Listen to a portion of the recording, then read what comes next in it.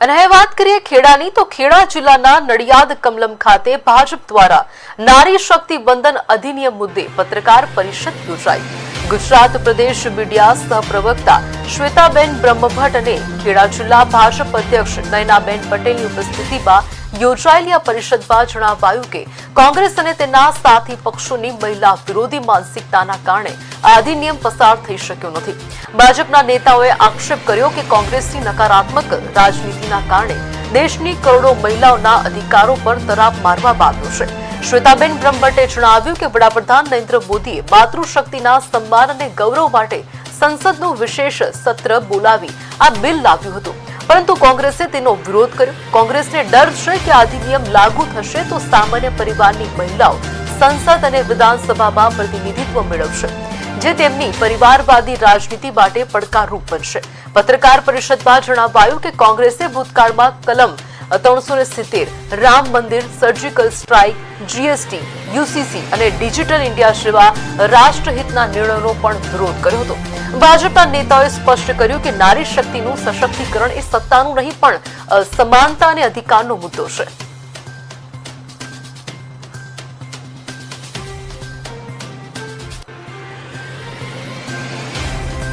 જેમ બેને એક પૂર્વ રચના કરી દીધી કે શું પર્પઝ છે આપણે આજે મળવાનો, તો ફરી એક વખત હું મારી જે વાત છે રજૂ કરું છું।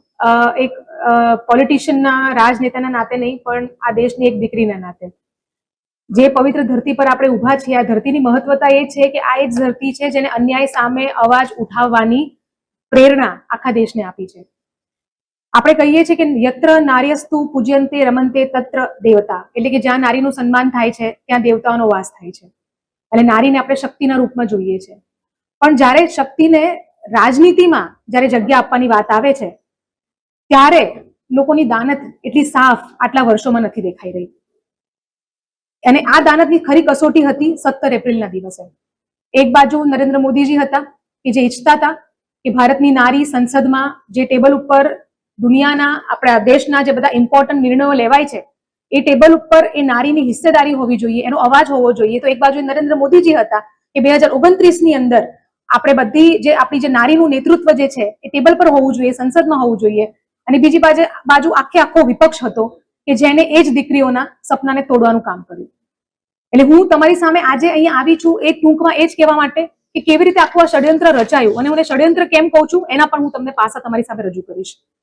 આપ બધા જાણો છો કે નરેન્દ્ર મોદીજી હંમેશા વિમેન લેડ ડેવલપમેન્ટની વાત કરી છે। વિમેન લેડ ડેવલપમેન્ટ એટલે વિકાસ નારી માટે નહીં પણ નારી થકી, આ જ એમનો હંમેશા ઉદ્દેશ્ય રહ્યો છે। કારણ કે હંમેશા એવું માને છે કે અગર વિકસિત ભારત બનાવવું હોય તો વિકસિત ભારત બનાવવાની જે નીંવ જે છે એ ભારતની નારી નાખશે, એ હંમેશા એમનું વિઝન રહ્યું છે। અને એટલા માટે જ્યારથી સત્તામાં આવ્યા છે ત્યારથી એમને બે પાસા પર કામ કર્યા છે કે આર્થિક રીતે અને સામાજિક રીતે નારી સશક્ત બને।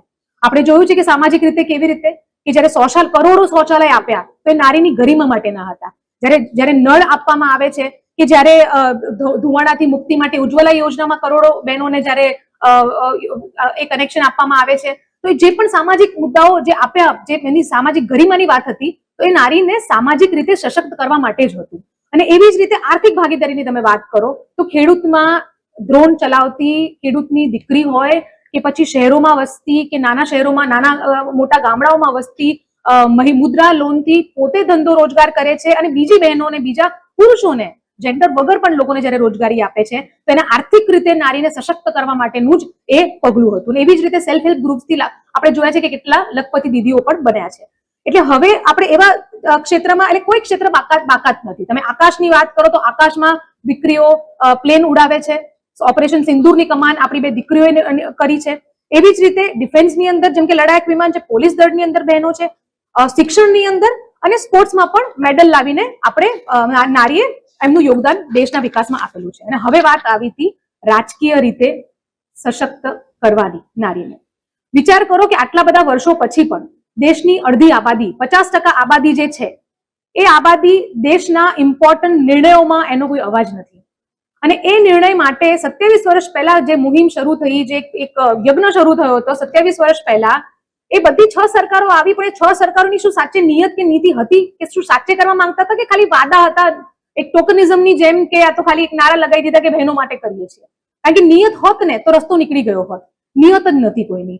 પહેલી વખત આપણને એવા વડાપ્રધાન મળ્યા જેમને બંને સભાની અંદર, બંને ગૃહની અંદર એ બિલને પાસ કરાવ્યું 2023 ની અંદર. એટલે એ પહેલો ઐતિહાસિક નિર્ણય જે હતો એ સૌથી પહેલું નારી માટે, અગર સૌથી ઇમ્પોર્ટન્ટ મારી દ્રષ્ટિએ, અંગત દ્રષ્ટિએ અગર આ દેશની નારી માટે સૌથી ઇમ્પોર્ટન્ટ કોઈ કામ થયું હોય તો 2023માં જે પાસ થયેલું બિલ હતું એ હતું. પરંતુ એ જે બિલ હતું એ આપણું જે કોન્સ્ટિટ્યુશન જે છે, સંવિધાન, એના અનુરૂપ એ જે બિલ પાસ કર્યું હતું એમાં અમુક શરતો એવી હતી કે જેના કારણે એનું જે એક્ઝિક્યુશન, જે એનું લાગુ કરવાનું હતું, એને થોડો વિલંબ આવ્યો હતો. શું હતી એ?